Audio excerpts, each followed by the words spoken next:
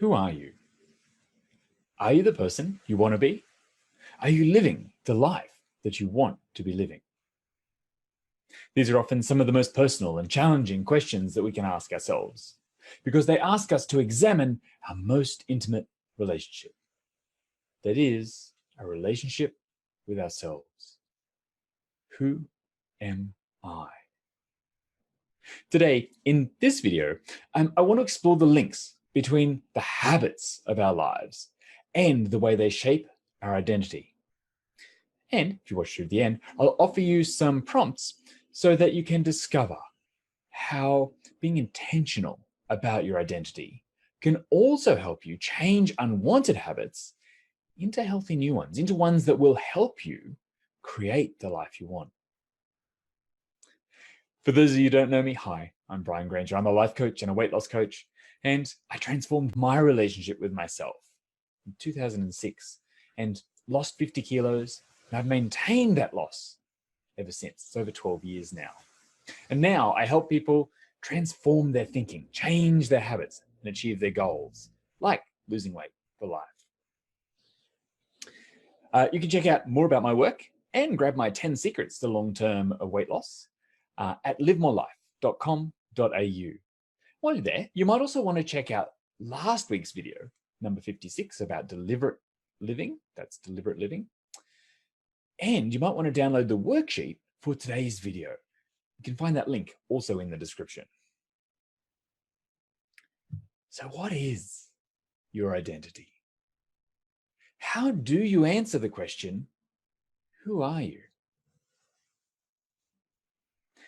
Now, like most people, your answer might be different depending on the context or who's asking the question. The answer we often give often changes in different circumstances or in different times of our lives. And interestingly, sometimes we give our answer based not on our own opinions, but on what others think, what we want them to think. So that's you. I want to give you a little shout out to all of the recovering approval seekers and people pleasers out there. You know, maybe you think I'm generous, I'm a helper, I'm the serious one, or I'm the funny one. I'm the person who. Today, I want to invite you to answer the question, who are you when you're the one asking?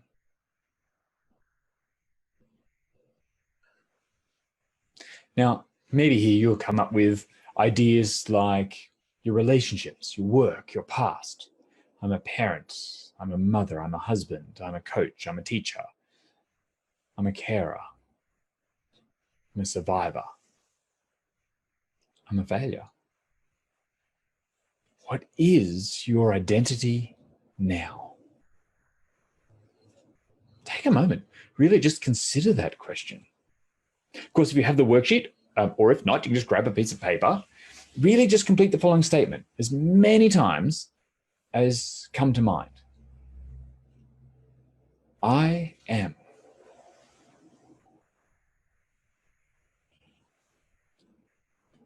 Remember, there's no wrong or right answers here. The purpose is just to notice how you answer that question for yourself. As I said, write down as many answers as come to mind. There's no wrong or right. And be aware that, of course, if this feels uncomfortable, and I know it does for many people, it used to for me too, sometimes it still does, it's probably because you're bringing some judgment to the question. There's a discrepancy between how you see yourself and how you want to be perceived. Now, that's okay. It's perfectly normal. It's what most of our brains do. We're always worried about status. We're always worried about judgment from others. We're always looking for approval. So just notice it, or notice the discomfort, allow it, and keep writing. Keep filling out your answers. I am. I'm a person who gets nervous when I'm asked this question.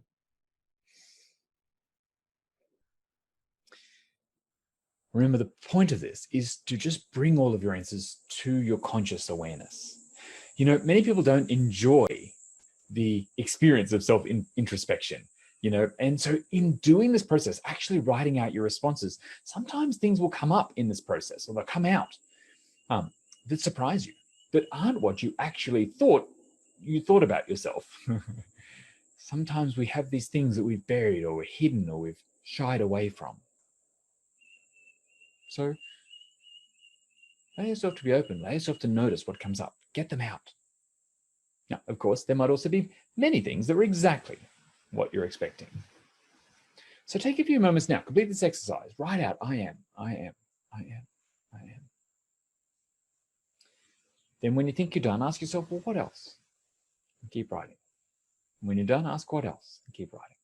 Maybe you need to set yourself a timer, 5 minutes, 10 minutes.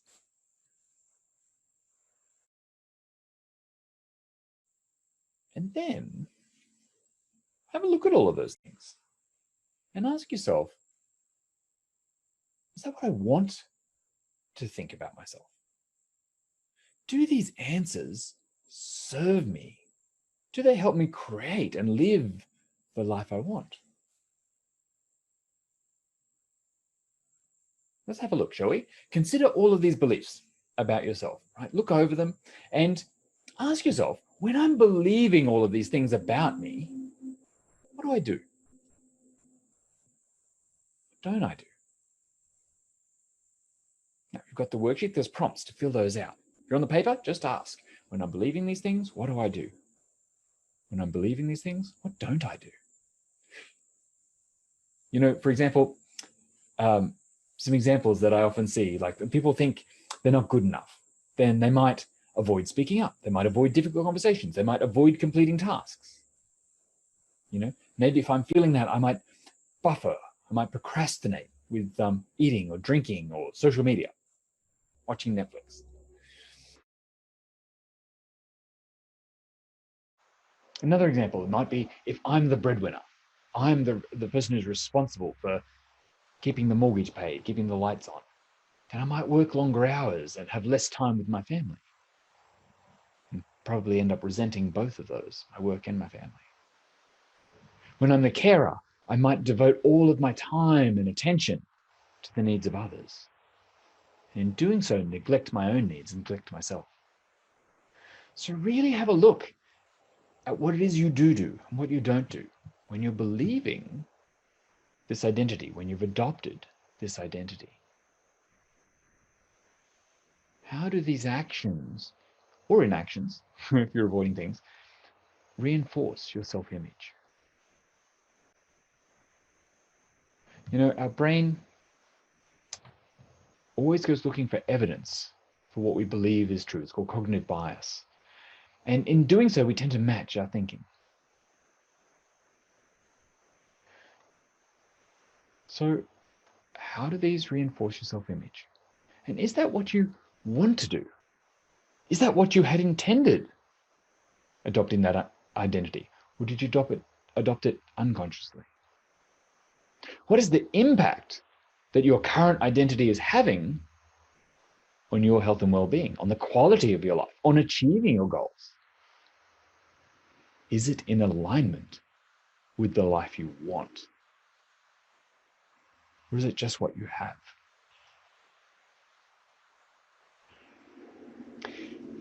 While you're doing this, you might also notice that we often use actions to give definition. We use this to define others. They always, they never. We do this for ourselves too. We associate doing or not doing certain behaviors with certain people, and we use them to define certain characteristics about ourselves. We use it to tell a story about ourselves. Sometimes we'll often say it's just the way they are, it's just the way we are, it's just the way I am. Look out for that. How is adopting the belief, the idea, the identity, and taking those actions creating that belief? It's just the way I am. It's in this way that we make decisions. We make choices in our lives, and sometimes unconsciously, sometimes just in reaction to the world, to the environment, from what we've learned from our parents or society, media, our peers, our colleagues. And the trouble is that when we make choices repeatedly, they become habits. Choices repeated become habits. And then habits repeated become beliefs.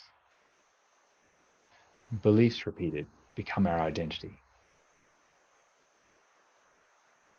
The things we do repeatedly start to define who we are. And I wanted to remind you in this video, in this live today, that it starts with choice. You get to decide your identity. You can remake it at any time. And as we saw earlier, in different circumstances, you already do remake it with different people in different situations. So if you want to change some of the habits of your life, try this on. Consider the identity of someone who has that habit, for whom it's easy. What would they do? Ask yourself this as often as possible, especially in any situation where you might practice an old unwanted habit, a habit that's not serving you. You know, many of my clients want to get healthier. And so I often have them ask, well, what would a healthy person do here? What would you do if you truly loved and cared for yourself? Ask yourself that now. What would I do if I truly loved and cared for myself? If I wanted the best outcome, what would that look like? What would be the identity of the person who is already living the life you want? What would they be thinking? What would they be doing? And then, of course, if you can find the answers, your brain will probably give you a whole heap of answers here. It knows so much more. Then do those things. If you find the answers, if you can adopt the identity of the person you want to become or who has the skills, the habits you want, ask what would they do, and then do that thing. And what happens, remember, habits are just choices repeated become habits, habits repeated become beliefs, beliefs repeated become identity.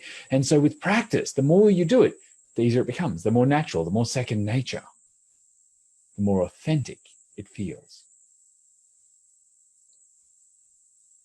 Life isn't about finding yourself.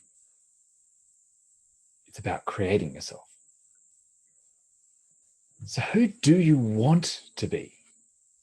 What would you need to believe or to do differently in order to be that person? Remember, it's totally possible for you. Who do you want to be? What would you need to believe? What would you need to do differently to be that person? When will you decide? How will you start?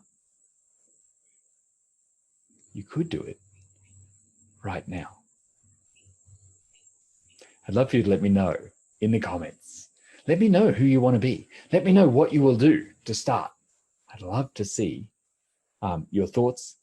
And remember, ask questions if you need them. Of course, if you know someone for whom this information or this video would be helpful, please share it with them. Tag them in the comments or pass it on. Send them the link. I want to help as many people live the life they want to live. I want to help you do that. So I encourage you to make a decision today. Decide who you want to become and start living as though you are already that person. Consider their habits and practice them. Pretty soon, you will be that person. Now, if you want more help evolving your identity or stepping into that new identity, if you want help aligning your actions with the life you want to be living instead of the one you are living, then get in touch. Let's have a conversation about how coaching can help and how we can work together to make it happen. Remember, you can request a free consultation with me at my website. That's at livemorelife.com.au. I'd love to have that discussion with you and give you some help. It's radically transformed my life for the better. I want that for you too. Whether you work with me or not, for now, decide who do you want to be and start living accordingly.